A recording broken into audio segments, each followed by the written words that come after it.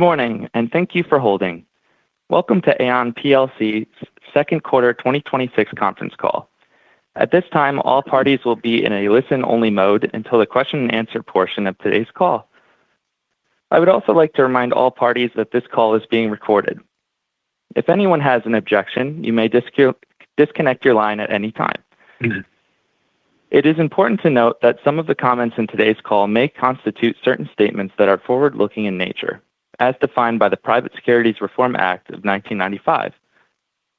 Such statements are subject to certain risks and uncertainties that could cause actual results to differ materially from historical results or those anticipated. For information concerning these risk factors, please refer to our earnings release for this quarter and to our most recently quarterly or annual SEC filings, all of which are available on our website. Now, it is my pleasure to turn the call over to Greg Case, President and CEO of Aon PLC. Thanks, Dylan, and good morning, everyone. Thank you for joining our second quarter earnings call. I'm here today with Edmund Reese, our CFO, and as always, the financial presentation, which Edmund will reference, is available on our website. Consistent execution, the strength of our Aon United strategy accelerated through the 3x3 plan, and the resilience of our business model produced second quarter and first half results in line with objectives. In addition, our investments in talent, technology, and innovative capital solutions continue to strengthen the value we deliver, expand our addressable market, and drive sustainable growth. As we enter the second half of 2026, we're well positioned to deliver on our strategic and financial commitments and continue generating long-term shareholder value. My remarks today focus on three areas. First, how client demand continues to grow as organizations navigate increasingly interconnected risk and workforce challenges. Second, our organizational structure, which brings together risk capital and human capital and is supported by Aon Business Services, and our substantial investments drive our ability to meet client demand and differentiate Aon in the marketplace. And third, how our investments are translating into strong client impact, durable growth, and confidence in our ability to deliver through the cycle performance. Let's start with the external landscape. The environment facing our clients continues to evolve rapidly. Geopolitical uncertainty remains elevated, economic growth remains uneven, cyber threats continue to increase in frequency and sophistication, climate-related risks continue to challenge traditional underwriting and capital allocation models. At the same time, organizations are adapting to profound workforce changes. The common thread across these developments is increasing complexity. As complexity rises, decision-making becomes more difficult, and the cost of being wrong is more consequential. Clients are seeking greater clarity around risk exposure, capital allocation, and workforce strategy. They need integrated solutions and trusted partners who can help them navigate uncertainty rather than simply react to it. This is creating growing demand for the capabilities that distinguish Aon in the marketplace. Our expansion of Aon Claims Copilot during the quarter is one example. Building on our successful launch in November, our expansion across North America, Asia Pacific, and EMEA brings a substantial portion of our global claims management information onto a single technology platform. Claims Copilot, recently recognized by Business Insurance as the Innovation of the Year, enables delivery of a globally consistent claims experience for clients while strengthening our ability to generate insights that inform placement, negotiation, and broader risk strategies. This expansion underscores our continued investment in AI-enabled technology and innovation to help clients navigate the current environment. Importantly, Claims Copilot enhances our strong track record of claims performance. Over the past decade, we've helped clients recover more than $10 billion in financial value from overturned declarations through our advocacy. By combining that expertise with Claims Copilot, we're helping clients achieve better outcomes. The same dynamics that increase demand for our capabilities are also driving demand both within the segments where Aon is historically strong and in areas where we see opportunities to expand our addressable market. Our enterprise, large, and middle market clients have complex needs. They're seeking insight, advice, and execution, not just transactions. And their decisions depend on combining data, analytics, expertise, and judgment. Organizations are increasingly seeking access to new sources of capital to fund growth and managing volatility. Aon, is creating opportunities to engage with private equity firms and other capital providers, helping clients access the risk-bearing capacity necessary to support their strategic objectives. The opportunities we see today are the result of deliberate decisions we've made over the years. Aon United remains at the center of our strategy and underpins our competitive advantage. The concept is simple, yet powerful. By bringing together expertise across risk capital and human capital, we create more value for clients, expand access to capital, and drive growth. Aon Business Services is foundational to this strategy. And over the last several years, we've accelerated investment to improve our ability to diagnose risk, access capital, and deliver better outcomes for clients. Our advantage has never been rooted in technology alone. It always comes from combining deep expertise, trusted relationships, and proprietary insights to help clients navigate important decisions. And that is particularly evident in areas where we've developed substantial proprietary data and expertise. Within talent solutions, for example, we're helping clients understand how AI will reshape workforce strategies. Our ongoing investments in capabilities, such as the Radford-McLaughlin Compensation Database and our proprietary AI sensitivity tool, are enhancing insight we bring to clients as they assess the impact of AI on their organizations and make informed talent decisions. And as clients reskill and redeploy talent, we're helping them strengthen the employee experience. For example, through Aon Activate, our data-led, AI-powered total rewards and benefits platform, organizations can deliver a more connected, personalized experience across benefits, well-being, pensions, and rewards. These capabilities are helping clients address both sides of the workforce transformation, enabling employees to adapt to the changing nature of work while enhancing the experience that supports them. Across the firm, we see growing evidence that our technology investments are enabling our strategy and enhancing value for clients. Organizations increasingly turn to us to help them navigate some of their most important strategic decisions around digital infrastructure and data centers. A recent engagement with one of the world's largest technology companies demonstrates the value of our integrated approach. As the client accelerated its investment in large-scale digital infrastructure, traditional risk solutions were no longer sufficient. We brought together expertise across commercial risk and reinsurance to help redesign the client's risk financing strategy, expand available capacity, and improve operational efficiency. Importantly, the client was looking for a strategic partner that could help reimagine the process using technology, integrate more effectively with its own sophisticated systems, and create a more data-driven approach to managing risk and capital. And this is not a one-off example, but reflects a broader opportunity as companies across the tech industry are turning to Aon to help address their complex risk, resilience, and capital challenges through coordinated solutions. The scale of this opportunity and the value we bring to clients is further reflected in the continued expansion of our data center lifecycle insurance program.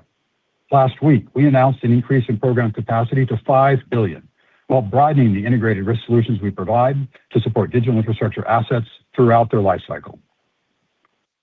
We're also seeing increasing demand from private equity and other capital providers as they seek differentiated insights and capability to deploy capital more effectively.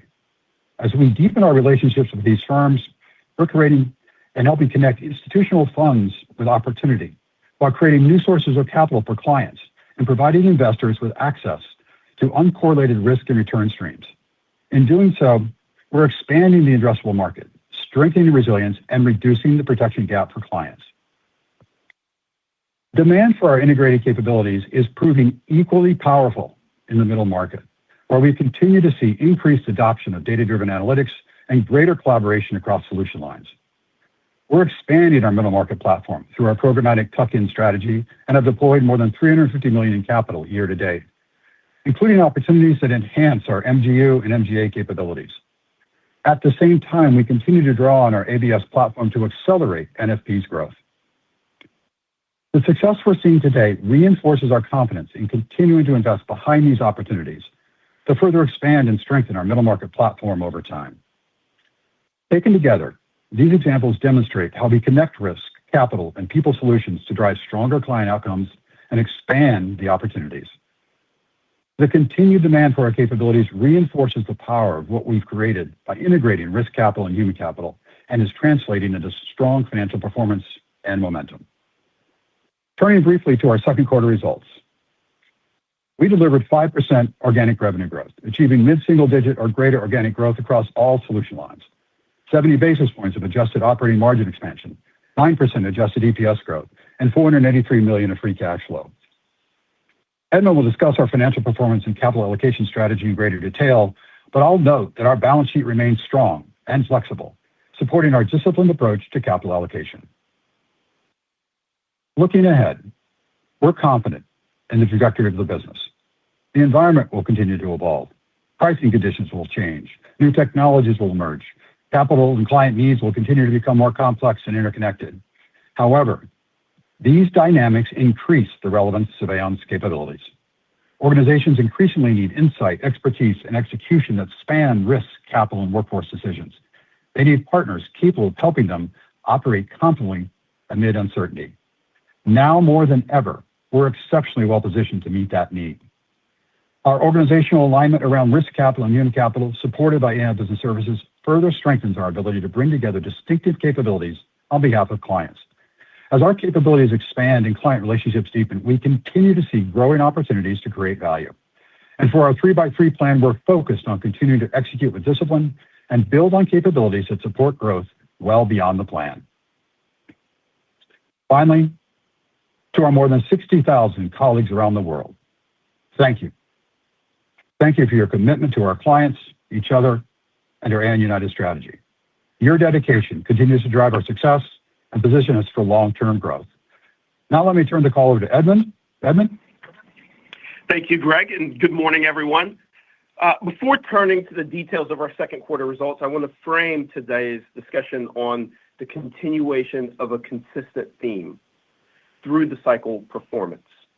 Over the past several quarters, disciplined execution across our business and financial model has translated in a consistently strong performance in line with or above industry across the key financial metrics, including organic revenue growth.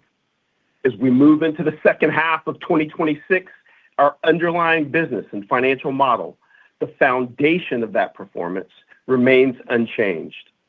What has evolved is the environment in which we are executing. We are operating in a period characterized by both a transitioning pricing cycle and an accelerated pace of technological change. Periods like this increase the dispersion across outcomes and bring into sharper focus the business models that are structurally advantaged and built to perform through the cycle. Against that backdrop, our results continue to reflect differentiated performance. We are delivering top-line growth, expanding margins, and generating strong free cash flow. Our consistency, particularly in a changing environment, is an important signal. It reflects not just execution in a single period or given quarter, but the durability and persistence we expect from our underlying model. That durability is grounded in structural decisions we've made over time. Our client-centric organizational model, Aon United, now established over more than 15 years, aligns how we deliver solutions, invest in talent, and allocate capital. Combined with our early and continued investment in data and increasingly AI-enabled analytical capabilities, we are enhancing the quality, speed, and relevance of the insights we deliver to clients. As value continues to shift toward insight-led decision-making that drives client outcomes, that advantage becomes even more pronounced. We also recognize that the current pace of technological change broadens the range of potential long-term outcomes. Importantly, our disciplined approach remains consistent. We continue to make deliberate, high-conviction investments, many of which generate value today and build strategic advantage over time. Regardless of how the technology landscape evolves, these investments act as catalysts to strengthen our competitive advantage and support sustained growth that compounds. Periods like this tend to further differentiate strong businesses. And as we look at our performance and our positioning, we believe that is exactly what is occurring. In the changing environment, consistent performance is the clearest signal, and that is what our results continue to demonstrate. With that framing, let's turn to our second quarter results.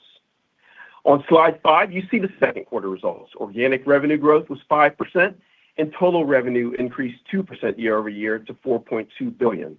Adjusted operating margin expanded by 70 basis points for the quarter and reached 28.9%. Adjusted EPS was up $3.81, up 9% year-over-year.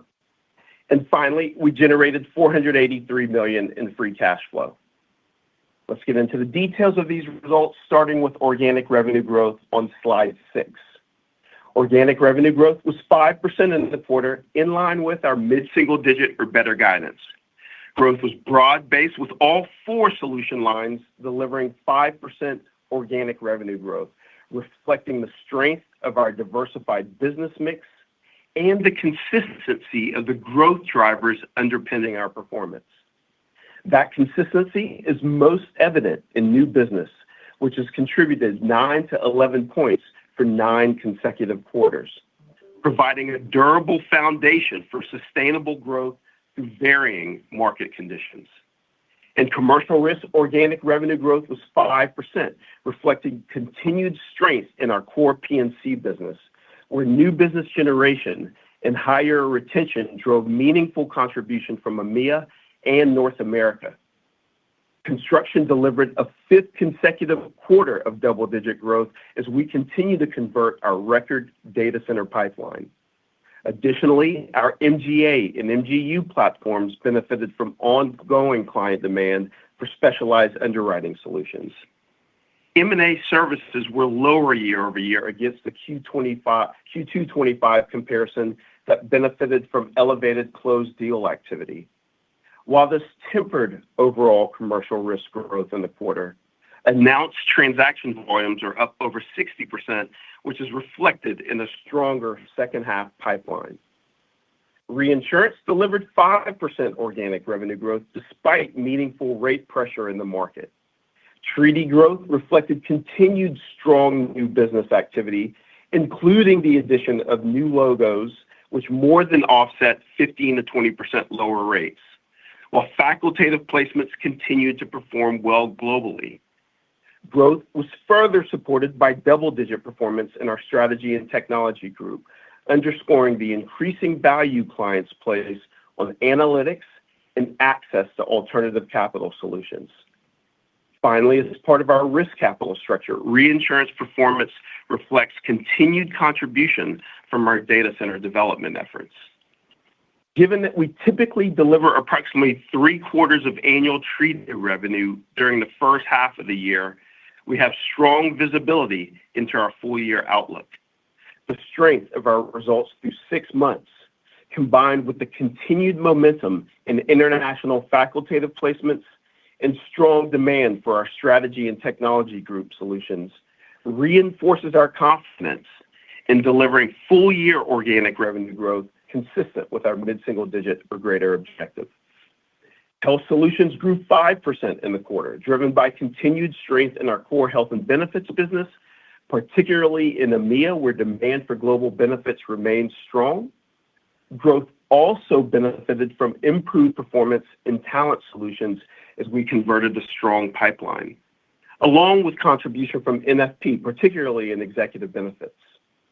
Employers continue to face rising healthcare costs, evolving workforce needs, and increasing benefits complexity, all of which drive demand for our health analytics.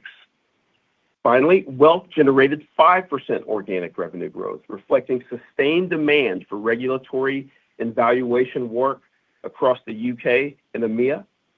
In addition, the demand for increased pension risk transfer solutions in the US as plan sponsors resume evaluating de-risking opportunities and seek to improve balance sheet efficiency. Turning to the key components of our Q2 organic revenue growth on slide 7. A key driver of predictability in our revenue profile is the consistency of our new business performance. In Q2, new business contributed 10 points to organic revenue growth, supported by a balanced mix of new client wins and expanding our share of wallet with existing clients. Our sustained investment in revenue-generating talent is a meaningful driver of the consistent new business contribution. The 2024 and 2025 cohorts contributed approximately 100 basis points to organic revenue growth in the quarter, with their impact increasing as productivity ramps. Revenue-generating headcount is up 3% year-to-date. And given the opportunities we continue to see across priority growth areas, including construction, energy, and health, we remain on track to expand this population by 4 to 8% despite the competitive talent market. Retention remains strong at a mid-90s level. Continued improvement in commercial risk up 40 basis points and reinsurance up 20 basis points reflect increased engagement through our enterprise client group, enhanced service delivery from ABS, and our ability to provide differentiated access to both traditional and alternative forms of capital. Net new business contributed 5 points to organic revenue growth in the quarter. Net market impact, which captures the impact of rate and exposure, was modestly positive and within our expected 0 to 2 point range, despite a softer pricing environment in P&C and reinsurance. Importantly, these results reflect the durability of our business model across market cycles, with growth driven by business investment and client demand rather than pricing cycles. And one final point on revenue, second quarter fiduciary investment income was $58 million, down 12% from the prior year as higher average balances were more than offset by lower interest rates. On slide 8, Q2 adjusted operating income was up 5% to $1.2 billion, and adjusted operating margin expanded 70 basis points to 28.9%. This margin expansion reflects the impact of lower rates on investment income from fiduciary balances, benefit from the AAU restructuring program, and most importantly, continued operating leverage enabled by our scalable ABS platform, all of which were in line with our expectations. The scale advantages created through ABS, including AI-enabled productivity improvements and disciplined expense management, continue to lower unit costs across our operations while increasing our capacity to invest. This is the power of the ABS growth engine, generating operating leverage that funds growth investments, enabling us to broaden the addressable market and deliver sustainable top-line growth while continuing to expand margins. Restructuring savings were $25 million in the quarter, contributing approximately 60 basis points to our adjusted operating margin. We remain on track to deliver $100 million of savings in 2026, advancing toward our goal of $450 million in total savings by 2027, with 2026 marking the final year of our restructuring investment. Moving to interest, other income, and taxes on slide 9, interest income was $5 million in the second quarter, driven by interest earned on proceeds from the sale of NFP Wealth. Interest expense came in at $179 million, $33 million lower than last year, primarily due to lower average debt balances. We expect Q3 26 interest expense to be approximately $185 million. Other expense was $15 million lower than last year, driven by remeasurements of balance sheet currency exposures and lower non-cash pension expense. We estimate Q3 26 other expense to range between $15 and $20 million. Finally, the Q2 effective tax rate was 20.1%, up 360 basis points over Q2 25, which benefited from a favorable discrete tax item.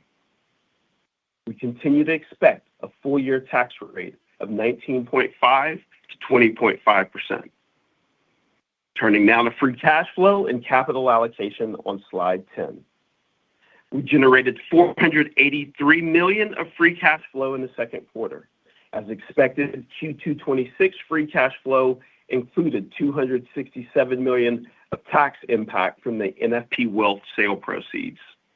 Importantly, strong operating income growth offset that headwind, highlighting the strength of our cash generation. Through the first 6 months of the year, free cash flow is up 4%, and we remain confident in our ability to deliver double-digit free cash flow growth in 2026. Turning to capital on the right-hand side of the page, our strong free cash flow growth generation enables us to continue to execute our disciplined capital allocation model, balancing investment for growth with capital return to shareholders. We remained active on M&A and allocated $29 million to targeted tuck-in acquisitions in middle market to align with our strategic priorities and return thresholds. Consistent with last quarter, shareholder return represented the largest use of capital in Q2.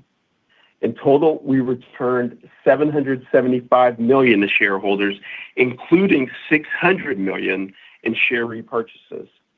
Given the dislocation in the market, we opportunistically accelerated repurchases during the first half of the year, reflecting our conviction that Aon's share price remains well below the firm's intrinsic value.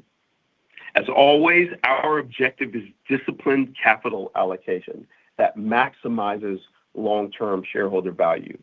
We have exceeded our objective of at least $1 billion in share repurchases for the year, and we have continued strategic flexibility. We remain well-positioned to allocate capital towards the highest return opportunities available, whether through high return accretive M&A or incremental shareholder return. I'll conclude my prepared remarks on slide 11 with a few thoughts on our financial objectives in 2026 guidance. Our second quarter results and our results through the first half of 2026 reflect the strength of our business and financial model, the disciplined execution of the 3x3 Plan, and the durability of our through-the-cycle performance. The underlying drivers of growth remain firmly in place.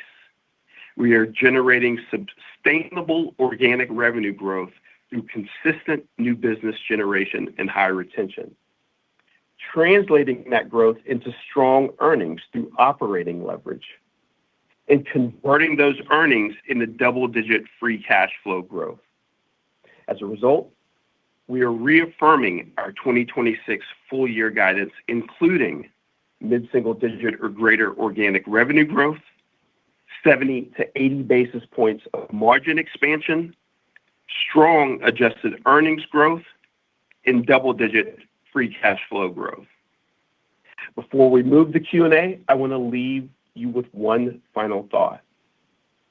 The structural advantage we have built through our Aon United strategy, operationalized through risk capital, human capital, and ABS, and our investment in AI-embedded technology within ABS, are increasingly differentiating our performance and serving as a catalyst for durable growth.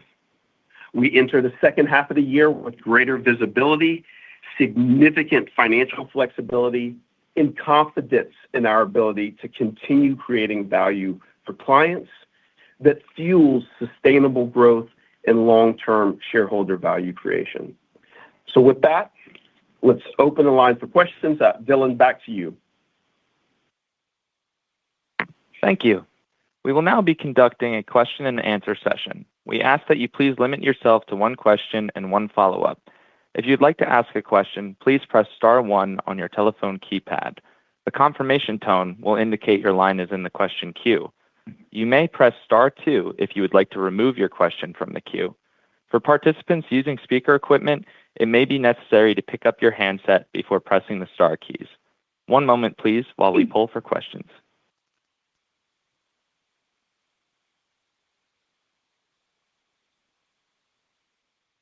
Our first question comes from David Motemaden with Evercore. Please go ahead. Hey, good morning. Just had a question on commercial risk. Edmund, you'd called out M&A services as something that tempered the growth this quarter.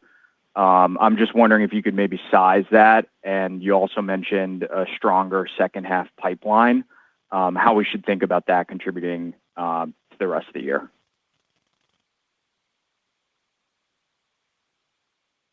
Sorry, David. Good morning, and thanks for the questions. I was on mute there for a moment. The momentum, I think the first thing I'd say about commercial risk is that the momentum continues to build here. Remember, we're in a lower rate environment, and commercial risk was 5% in the quarter, 6% through the first 6 months, well within our mid-single digit or greater results. You are right that I highlighted M&A services muted the growth for the quarter. And remember, it was growing over an elevated Q2.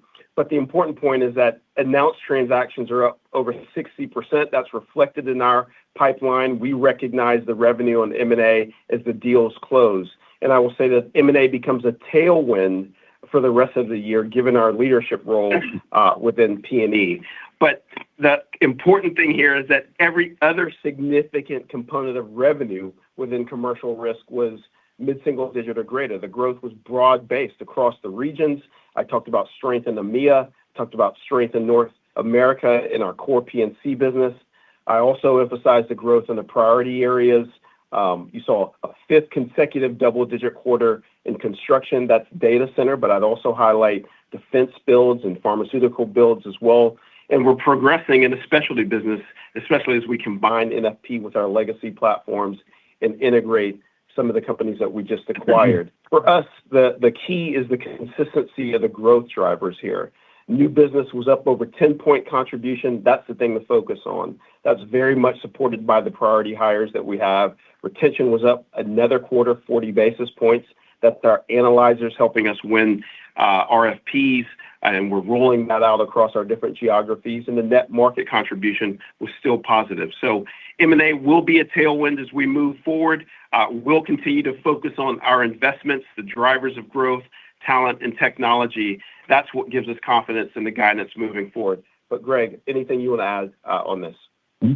Well, Edmund, that was a terrific summary. I'll just say, David, look, step back for a second. Edmund talked about 5% with a little bit of headwind from one of our strongest businesses on M&A services with the strong second half. But what I would just add is just the reflection on the observation on risk capital.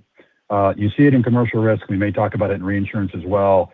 Risk capital, this construct where you're bringing an integrated view to a client in a very unique way, bringing content, capability, and expertise, our colleagues showing up together in the most important environments. This is a source of great strength. And it really is cutting across the entire business, as Edmund described. And I think about some of the work we've done on the data center front, some of the biggest balance sheets in the world, and our ability to bring new insight around how they understand exposure, how they transact risk, how they execute it, how they access capital well beyond traditional, including traditional, but well beyond, is just really a proof point around the strength of risk capital. And you saw that show up in quarter as well, along with all the details that Edmund described. Great. No, thank you for that. Maybe just following up just on the pricing environment and within commercial risk as well. So, noted the modestly positive market impact. What's your outlook on that as we go forward throughout the rest of the year? The pricing environment is obviously changing. It sounds like casualty pricing is moderating around the edges. Do you guys think that you can continue to offset some of the moderating pricing and market impact with net new business? Well, let me start, and then feel free to add as well here. But listen, I'll start. You'll probably finish as well. We're absolutely committed to mid-single digit or greater under any pricing cycle. This is not about pricing cycle for us. This is about client need and client response. And for us, we are going to drive mid-single digit or greater irrespective.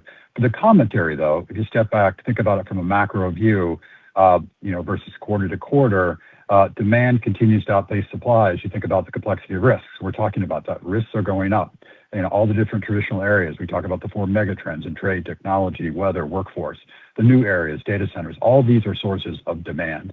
And as that demand continues to increase for all these reasons, that's going to work its way through pricing conditions over time, in our view, over the long term. And we're seeing a number of different things that are happening in the micro markets, and you're right on, property is down. Casualty is still going up, just lower. And, we're seeing flattening in different areas. But net, the real punchline here for us is we support clients in different pricing environments, unit pricing environments. It changes the way we change the way they think about their overall structure.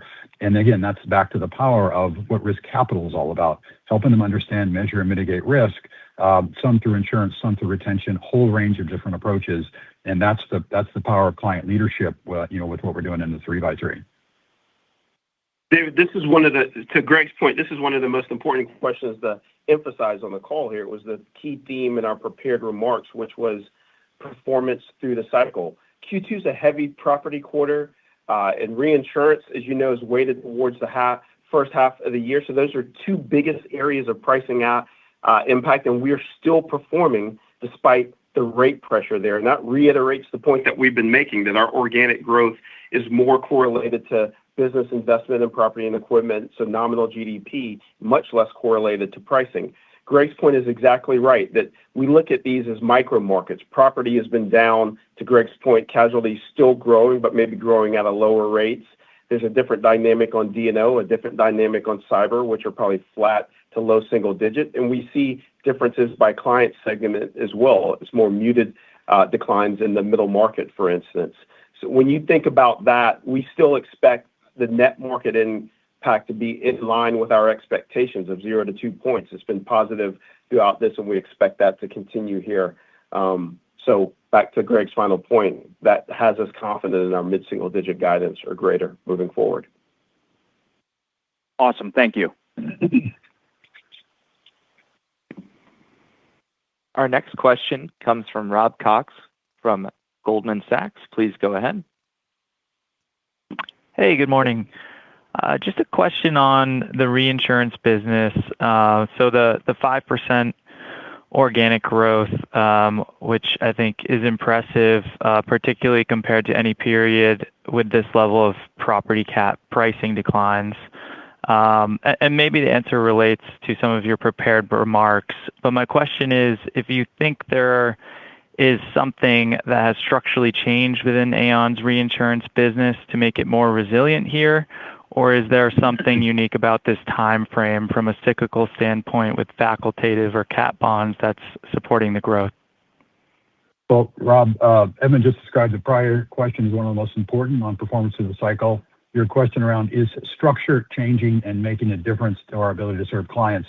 We'll spend all day long on that if you want to. The answer is a resounding yes. It has been 15 years of investment around connecting the firm, operationalizing through risk capital and human capital, and then creating this massive engine called Aon Business Services, which coordinates data and content such that we can bring it together on behalf of clients. And to us, Q2 in reinsurance is just another example of exceptional performance in the quarter, but really this is a series of great performance quarters and real momentum in the first half of the year and going forward. For all the reasons that Edmund described in his remarks and the pricing cycle, et cetera, all you described. And by the way, I would just highlight as well, we are disproportionately privileged to have the share we've got on the property side. We're glad to have it.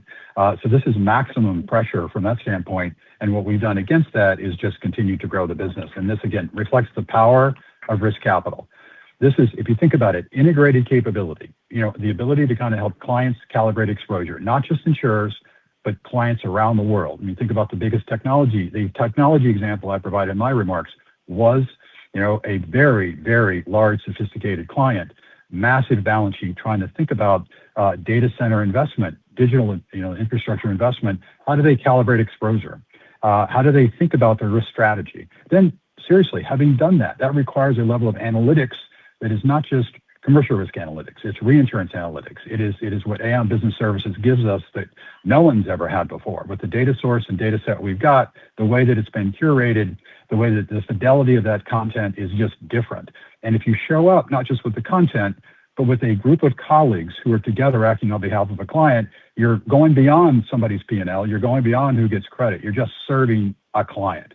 And we're seeing that show through. And you see that in reinsurance where there's just a disproportionate amount of content that actually provides tremendous value across our entire portfolio beyond the reinsurance piece, in addition to just basic raw horsepower in treaty fact. I mean, ILS, it's a record first half, and we're near half the business on the ILS front. So it is absolutely core in the key areas, capital advisory.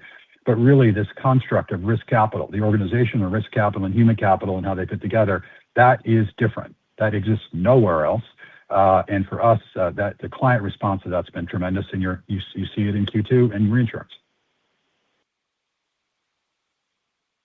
Thank you. And just to follow up, I wanted to ask on AI adoption. It seems like from the outside, there's somewhat of a divergence between large insurance brokers with respect to partnering with external firms or building internally to achieve their AI strategy. I was just hoping you could talk about Aon's approach with respect to that and your confidence that that's the right move for Aon. Well, listen, I would build off, Rob, the history here. We didn't start with an AI strategy. That to us doesn't exist. AI accelerates what we've been working on. And actually, in many respects, the track we laid down over the last 15 years to connect our firm, and again, how we operationalize this through risk capital, human capital, and AI business services, means we have already been doing multiple years of work connecting the dots such that we can actually bring together a data lake different than anyone else could do. We could curate it and create fidelity around that data in a way no one else could do. We could then, by the way, that's not enough. It's not just about the analytics. It's about how you get it in the hands of the great practitioners, the trusted advisors who sit across the table from clients. And it's again, the organization of risk capital and human capital and how we deliver it. All those things, Rob, are in place. And then all of a sudden we get an acceleration opportunity, and that's AI. Again, we've been doing artificial intelligence for quite some time and engineering of our business for quite some time, machine learning, but really it is the generative AI, which is an accelerant for us. So for Aon, this is a massive opportunity to actually accelerate what we've already been working on. So it's not a new strategy, it's an accelerator. And we're working with all the partners, and we're happy to chat with them. By the way, one of the things we bring to the table that's fundamentally different is it isn't just productivity orientation.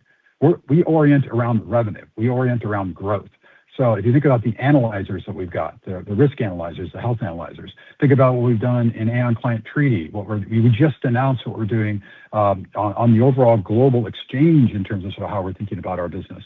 So these are things that are revenue generating engines on behalf of clients that are driven and reinforced through our ABS strategy with AI. So, for us, it isn't about, coming up with something new and hoping we have the right strategy. We tap into the best partners in the world and everywhere we can to accelerate our proven strategy. And Edmund, I think, described it very well at the end of his remarks. This is what's making a difference for us. And it's making a difference for us with clients in terms of how many we win, how we retain them, and what we do with them. And it's just a very integrated approach, data-driven, analytic-driven through our colleagues that really is responding to very specific client need. And that's really, that's how we think about it. Got it. Thanks for all the color. Our next question comes from Tracy Benguigui with Wolfe Research. Please go ahead. Morning. You've linked commercial risk organic revenue to nominal GDP rather than pricing, but it's worth noting that hyperscaler CapEx is roughly $750 billion. It probably counts to 2 points of nominal GDP. So let's say X hyperscaler, it's closer to 3.5%. So on that note, I'm curious, what is the largest known limit or shared underwriting capacity available for data center development? Since I think individual projects could reach 20 to 50 billion. And given hyperscalers' balance sheet dwarfs the entire insurance industry, is this mostly risk self-insured with more fee bias rather than commission-based? It's a great question. We actually just had one of our leaders leading this actually write an article on that particular, or actually respond to an article on that particular item. First, for us, that we've now increased our facility itself to $5 billion, over 30 carriers participating in that. We think because of the point that you're raising, we'll actually need non-traditional capital in this as well, and we've been working with it. But to answer your specific question, we started out doing sort of single billion-dollar types of data centers. We now, I think in that article you saw, can do for a single facility up $13-15 billion for a single facility. But the point is, these facilities are costing the amounts that you just talked about. You mentioned 15, 20 billion. We think some are 40 billion, 50 billion, and that's going to require capital that goes beyond traditional insurance capital. And that's back to the remarks Greg was making at the beginning. The key for us is that we have a leadership position here. We've talked about a pipeline being up over 3 times what it was last year. We're seeing that flow through our revenue. We've been advising on data centers. We have engineering expertise. Our facility is one of the largest out there. It's a driver of growth for us moving forward, but we think there's an opportunity for all to grow thinking about the size of these facilities. But Greg. Yeah, I just said, you summarized it perfectly. I mean, but Tracy, this is it. I mean, this is the old gig. If you think about the next big frontier and what we can do together as an industry, this is the fight for relevance. How do we bring it? You're 100% correct. On a $4 trillion capital pool, which is the insurance world, which we love, wonderful partners every day, it's not big enough. But by the way, tremendous expertise, tremendous insight. What we have to do is draw capital into our industry in a way in which they see the opportunity for meaningful return, and they come in and serve. And against that pool, Tracy, it's not the $4 trillion, it's a $250 trillion pool. So this is accessing pension, sovereign funds, private equity, et cetera. And look what Aon's doing. We are doing traditional in the way Edmund described. In addition, the content that we have is drawing capital from outside the industry into this category. And ask yourself, what is the engine that does that? It's not our goodwill, it is our content, it is our analytics. When we can do the work and show them exactly how to come into our industry, how and where they're going to make a return, and have it durable enough that they'll bet their balance sheet, a pension fund, a sovereign fund, a private equity firm, then we've increased capacity. The TAM is always there in the insurance world, the addressable market. We just can't access it because we can't actually bring capital in until Aon came along with this construct called risk capital and the data and the analytics to pull it in. So for us, we love your challenge. And by the way, the knife edge here is if we bring it in, we are becoming more and more relevant. If you don't, we'll do fine work, but we won't actually make a meaningful difference as an industry and what the potential is here. We like our chances because we think the return opportunity is tremendous. And frankly, the way to think about risk management in a data center goes way beyond just the build of the ongoing performance. If you get the risk management right and you get the risk dispersed in the right way and understood in the right way, you frankly can change the operating cost of a data center. You can change the volatility. By the way, remember, business interruption here is going to be measured in millions of dollars a minute. You change the game. And that's our aspiration. And that's what we're trying to do with risk capital. And it's a massive opportunity. We think it is unique in our industry's history. I'm really enthused on this topic. I appreciate the response, but can you just clarify, is this more fee-based business? It's value-based business. You show up with a client and you provide value, they provide compensation. So it's all the different angles. We don't discriminate in either way. We provide value, we do fine, and if we don't provide value, we're not relevant. We don't get compensated. But from our standpoint, we think the opportunity for value creation in so many different angles, the build, the operations. By the way, not just the hyperscalers, it's also the money being raised to fund the hyperscalers. It's the builders who frankly can't get in the game. I mean, there are 50 builders, 100 builders trying to do this. Many of them have never really done this before. They can't get financing unless they get the risk capital, the risk management right. They can't, so in our view is there's opportunities here all along the value chain, in all of which, by the way, if you add value and help them succeed, we're going to do very, very fine from a payment standpoint. Great. My follow-up is, I believe at a RIMS conference, Joe Pizer spoken about a pricing correction over 18 months rather than a traditional soft cycle. Is that correction included in your organic revenue outlook? Look, again, you hit on it at the beginning of your first question. We think the correlation and explanation of variance between pricing and our organic revenue growth is low. We've continued to emphasize sort of the nominal GDP point that you just raised, but we do think, listening to Joe's comments, I think they're indicative. We do think this pricing cycle and environment is more nuanced than a single cycle. We view these, as Greg said earlier, as a collection of micro markets across geography, across product and segment.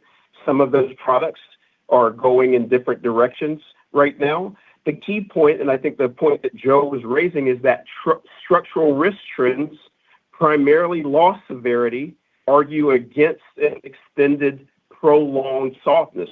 So the duration is likely measured. And we're also beginning to see sort of underwriting focus limiting some of the aggressive price competition as you look at the carriers here. For us, our focus is going to continue to be client-centric. We're hyper-focused on helping our clients in this environment expand their coverage, increase the limits. Greg's point is the right one, the point that he just made, that value capture is not in the rate, it's in our placement complexity in the solution design. So 0 to 2 points is what's showing in our results today, and as of now, we continue to expect that moving forward. That has us strongly in line with the guidance that we've set. Thank you so much. Our next question comes from Bob Huang with Morgan Stanley. Please go ahead. Hi, good morning. My first question is around capital. Edmund, I know you kind of addressed the buyback, and maybe just if you can help us unpack a little bit, right? Like first half, like you said, over $1 billion of buyback already. Just given the strong earnings and the cash flow generation going forward, is there a reason not to think that you cannot maintain the current buyback momentum? Or in other words, is there a reason to believe the current level of capital return cannot be maintained? It can absolutely be maintained. We talked about coming into 2026 with over $7 billion in capacity. What we're playing for here is the strategic flexibility given the position that we're in right now. And the first point I'd make is that share repurchases, that's a key part of the balanced capital allocation model. The $1.1 billion in the first half, we've clearly hit that objective to the point that you've made. And I am very pleased to say 79% of the capital deployment in the first half has been shareholder return, with buybacks representing the majority of that. But we are very excited about the position of strength we're in and the strategic flexibility. That means that we're evaluating the pipeline opportunities. We determine if they fit our strategic objectives. We determine if they fit our financial criteria, which I've talked about before. I'd be happy to go into detail about that. If we don't see those objectives being met, we won't let any excess cash sit on the balance sheet. We'll return that via more share repurchases here. So this is, Bob, just a continuation of our capital allocation model. We are looking at investment for growth, because that's what helps the medium and the long term with capital return to shareholders. And we continue to be in a good position of strength with flexibility moving forward here. Got it. Really appreciate that. The second question is on the international. EMEA business is one of the call-outs you had on commercial risk solutions. Can you maybe talk about the durability of growth in the EMEA segment? Intuitively, it feels like EMEA may be seeing the similar pricing pressure as the U.S., but GDP growth kind of really varies depending on jurisdiction. Just curious about your thoughts on the EMEA side related to commercial risk solutions.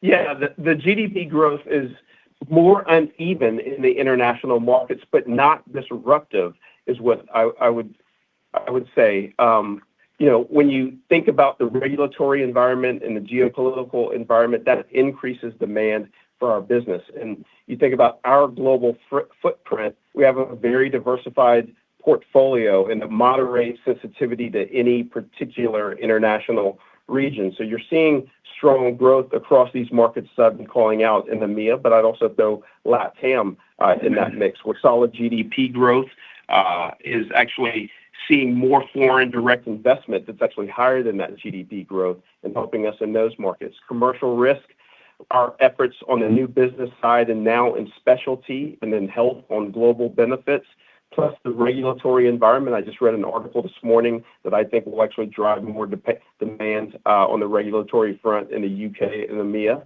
Those things are helping to drive that business. So for us, it's really this diversified portfolio. You might see uneven levels of growth in individual markets, but this diversified portfolio gives us resilient growth, and the international locations continue to be strong contributors for us. Got it. Really appreciate that. Thank you. Our next question comes from Katie Sakys with Autonomous Research. Please go ahead. Thanks. Good morning.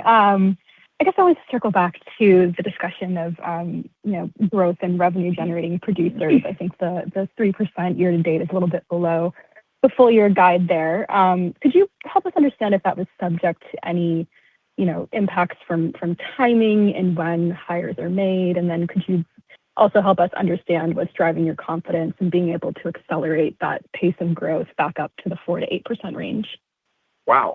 Through 6 months, we're quite excited by 3% growth through the first 6 months. This is our recruiting efforts and the recruiting efforts of other firms, I would say, are intense right now. The competition is intense, and we're not immune to that. We're up 3% through the first 6 months. Our 24 and 25 cohorts are contributing over 100 basis points. We're seeing the contribution from them show up in the areas that we've been focused on: construction, energy, health. So because 3% through 6 months, we're maintaining that 4 to 8% objective. We've always said we'd like to be at the higher end of that objective. We've sort of built our plans upon achieving that, but the competitive environment is intense. We do think that the capabilities that we have that allow us to help and retain clients, those things are helping us attract and retain folks. And for us, it's not about, we always say it's not about the quantity, it's about the quality of folks in areas that are growing higher than GDP. So we feel good about the 4 to 8%, but this is going to be hand-to-hand combat for the rest of the year for us to get to where we want to be. And Greg, I know that you're very impassioned about this topic and our efforts, so please speak up. Well, listen, Edmund, you covered it very well. I would just highlight one thing, Katie. We're fortunate. We have a lot of momentum on the client front, risk capital, human capital. We talked a lot about it on the call. But think about it. If you're a colleague and you want to, practitioner in our world, the opportunity to come in, no matter how good you are, and it really is not just number and percentage, but really quality leaders. If you can be better professionally, if you get more content, capability, more stuff to do your business, to do your work, it makes us more attractive. And we have lots of folks seeking us out, and so we've been very fortunate, and we'll take this at a very measured pace to accomplish what Edmund's described. And in the end, we've got great momentum here as well, and it will contribute, but not just number, but really capability as they come in. Yeah, so certainly I appreciate the very competitive environment. I'm just trying to understand the bridge, right, from 3% year to date to 4% on the full year guide versus getting all the way up to 6% or, better than the midpoint of the full year guide. Do you think that your relative value proposition to new hires will help you win additional producers in the back half of the year here? Like, is that enough to set you apart from your competitors? Well, listen, the history over the last number of years would say the answer to that is absolutely yes. But again, the highest quality 4% is better than a lower quality 7 or 8%. So what we're going for is true leaders who come in, practitioners who can make a difference. And then what our aspiration is we help them even be better. And our colleagues, lead the way with the content capability we've got. So from our standpoint, we are quite enthusiastic about the momentum we have on bringing colleagues into the firm, the right colleagues. We're even more enthusiastic about the momentum as they come in together and working with our colleagues in the risk capital, human capital construct we described, bringing, frankly, opportunities to wow clients in ways that other people can't do. And so for us, we're very optimistic, and we've made great progress. And I just would reinforce Edmund's point: 3% for the first half, great progress, and we'll continue to drive it. Sometimes it'll be higher, sometimes it'll be lower, but the momentum is exceptionally strong. Thank you. I appreciate the color. Thank you. I would now like to turn the call back over to Greg Case for closing remarks. Please go ahead. All right, thanks, Dylan. Listen, just wanted to say on behalf of Edmund and I, thanks to everyone for joining. We appreciate it, and look forward to catching up next quarter. Take care. This concludes today's teleconference. You may disconnect your lines at this time. Thank you for your participation.